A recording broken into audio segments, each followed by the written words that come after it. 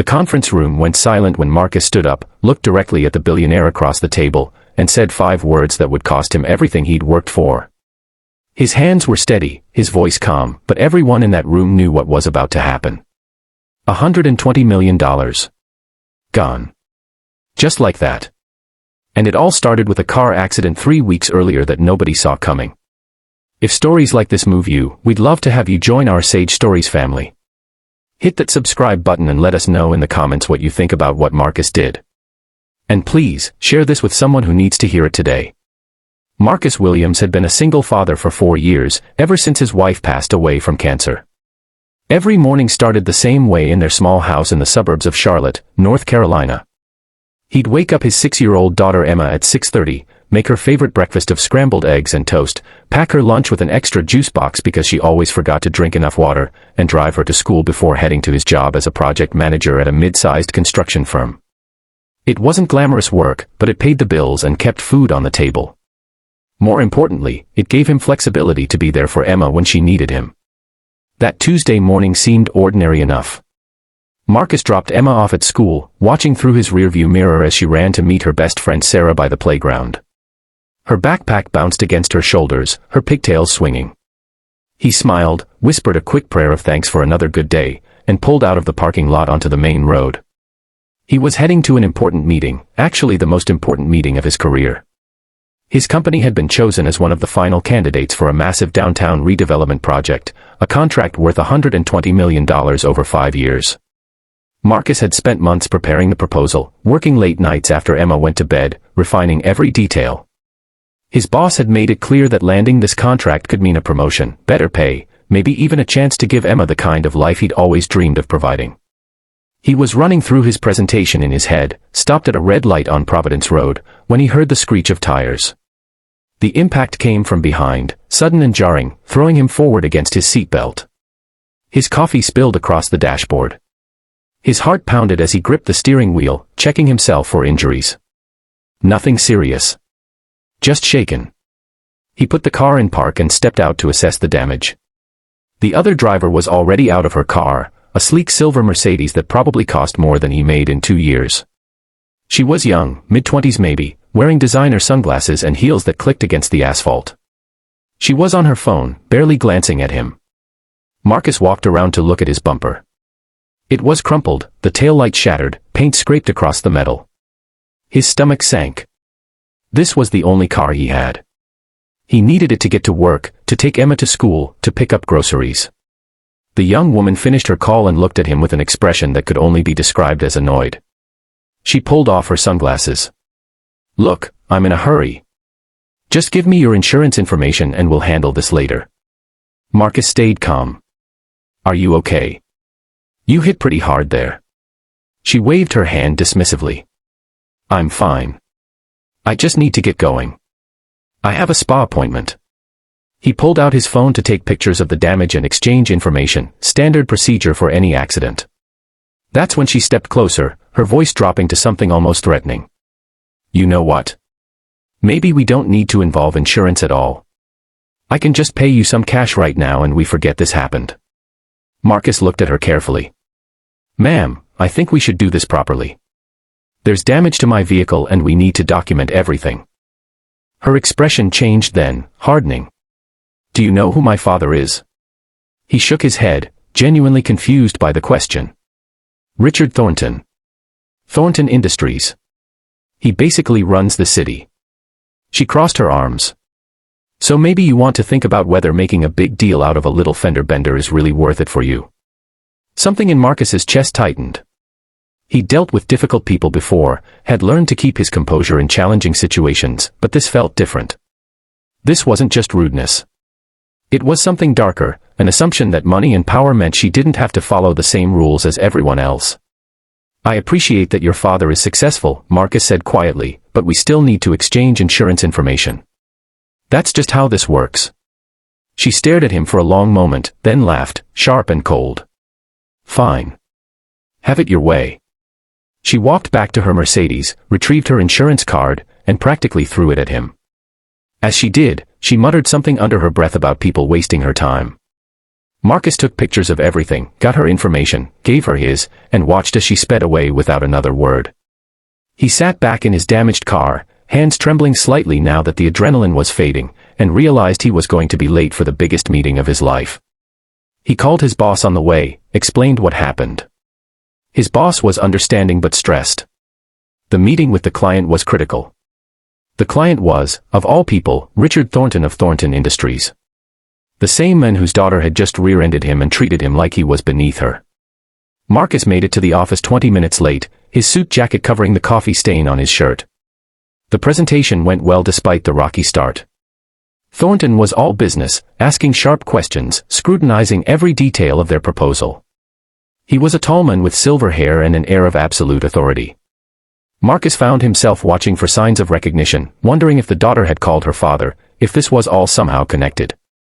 But Thornton gave no indication he knew anything about the morning's accident. 2 weeks passed. The insurance companies went back and forth. Marcus got his car repaired, though he had to pay the deductible out of his emergency fund. Then came the strange part. His insurance company called to say the other party was claiming he had caused the accident, that he had backed into her car. It was a lie, a complete fabrication, but she had money and lawyers and apparently thought she could rewrite reality. Marcus had dashcam footage. He'd installed the camera 6 months earlier after a friend recommended it. The video clearly showed his car stopped at the light when her Mercedes slammed into him from behind. The evidence was irrefutable. But then her lawyers sent a letter threatening to sue him for damages, medical expenses, emotional distress. It was intimidation, pure and simple. They were banking on him being too afraid or too financially strained to fight back. That same week, Marcus's boss called him into the office with incredible news. They'd won the contract.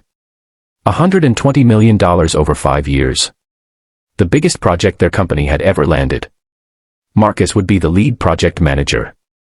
It meant a significant raise, job security, opportunities he'd only dreamed of. He called Emma's grandmother that night and told her things were finally looking up. The contract signing was scheduled for Friday afternoon at Thornton Industries headquarters. Marcus wore his best suit, the one he'd bought for his wife's funeral and had only worn twice since. He arrived early, was shown to the executive conference room with floor-to-ceiling windows overlooking the city. His colleagues were there, his boss, the lawyers, everyone buzzing with excitement. Richard Thornton entered with his team.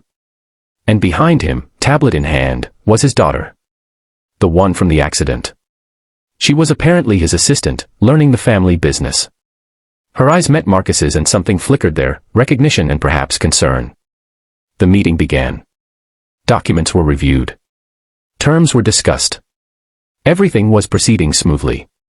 Then, just before the signing, Thornton's daughter leaned over and whispered something in her father's ear. He looked up sharply, his gaze finding Marcus. "Mr. Williams," Thornton said, his voice cutting through the room's chatter. "I understand you had an accident recently with my daughter." The room went quiet. Marcus's boss looked confused, worried. Marcus felt his chest tighten but kept his voice steady. "Yes, sir, I did. And I understand there's some dispute about what happened." Marcus paused. This was it. He could feel the weight of the moment, the $120 million hanging in the balance, his daughter's future, everything he'd worked for. He could let it go, accept whatever version of events they wanted to sell, keep his head down and sign the papers. Or he could tell the truth. "There's no dispute on my end, sir. I have dashcam footage that shows exactly what happened. Your daughter rear-ended my vehicle while I was stopped at a red light. I have that video available if you'd like to see it." Thornton's expression was unreadable.